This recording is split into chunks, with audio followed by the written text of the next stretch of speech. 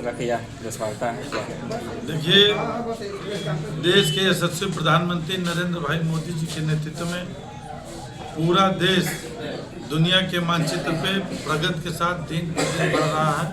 उसी परिप्रेक्ष्य में बिहार प्रदेश में भी जो माननीय मोदी जी के नेतृत्व में काम हुआ था पिछले 11 सालों के अंदर, वहाँ की सरकार में माननीय नीतीश जी के नेतृत्व में जो काम हुआ था और मोदी जी और नीतीश जी की सरकारों का परिणाम रहा कि बिहार के अंदर प्रचंड बहुमत के साथ सरकार बनी। वहाँ की जनता जंगल राज को देखी थी, लालू यादव जी के चारा घोटाले को देखी थी, वहाँ के लूट पाट भ्रष्टाचार घोटाले पे घोटाला जितना हुआ था सबको याद कर रहे थे।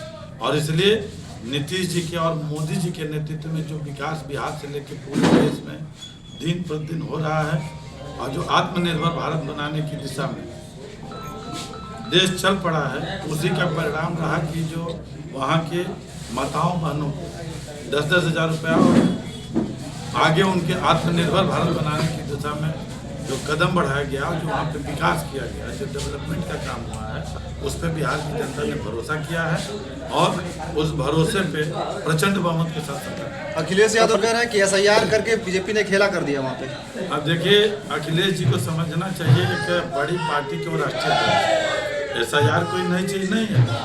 यह मतदाता सूची में पुनर्निरीक्षण का काम हमेशा होता रहा। उसी को विशेष रूप से जिनका नाम गड़बड़ है, जिनका नाम 2-3 बार है, जिनका नाम गलत तरीके से किसी के आ गया, उसी के पुनर्निरीक्षण का काम हो रहा है। अगर निर्वाचन आयोग किसी चीज को ठीक कर रहा है तो उसमें उनको सहयोग करना चाहिए। एसआईआर की वजह से नहीं हो रहा है, मोदी जी के विकास की वजह से हो रहा है।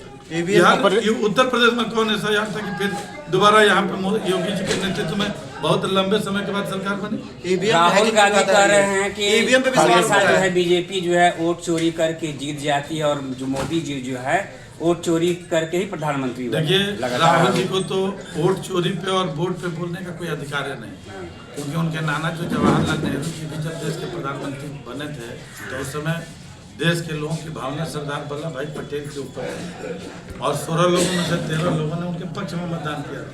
तो ये कांग्रेस पार्टी नेहरू जी से लेके जो उनकी खानदान ये चली आ रही राहुल गांधी, ये बताइए कि राज्यसभा उनकी पार्टी के राज्यसभा के चुनाव उनके सांसद तक उनके पक्ष में वोट नहीं दे रहे हो, क्रॉस वोटिंग कर दे रहे हो, तो किस वोट चोरी की बात कर रहे हैं? पहले अपने वोट को तो रोके।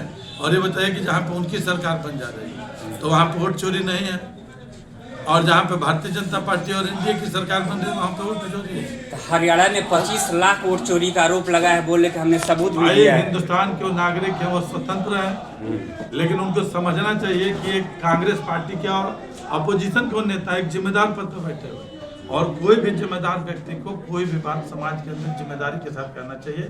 यह हमारा सलाह और सुझाव है। वो एक नेता प्रतिपक्ष के रूप में एक बड़े ओहदे पर बैठे हुए, इसलिए कुछ भी कहने से पहले वो आप मंथन कर ले, उसका निष्कर्ष निकाल ले, उसके बाद समाज में बोले। नहीं तो जनता हास्यास्पद रूप में पप्पू पहले लेती थी, अब टप्पू के रूप में लेना शुरू कर दे, और आगे आने वाले गप्पू के रूप में लेगी, और जो थोड़ा बहुत नाम बचा वो भी खत्म कर देगी। इससे रवैया तो माना जाए कि बिहार में जो है पिछला विकास को देख करके जनता ने एक बार फिर भरोसा। बिल्कुल, वहाँ के मुख्यमंत्री नीतीश कुमार को पूरे देश और दुनिया में सुशासन बाबू के रूप में जाना जाता है।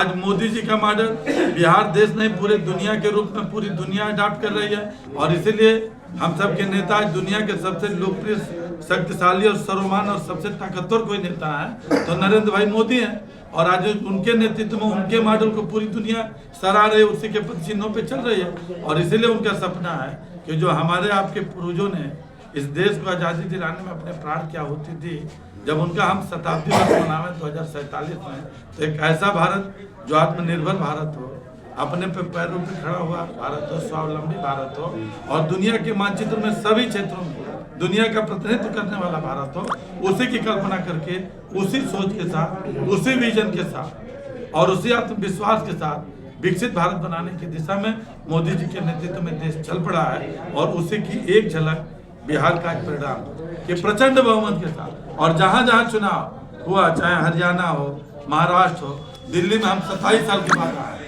अब बंगाल की बारी है, असम में हमारी सरकार है, और यूपी और गुजरात की तैयारी चल रही है। तो नीतीश कुमार मुख्यमंत्री बनेंगे।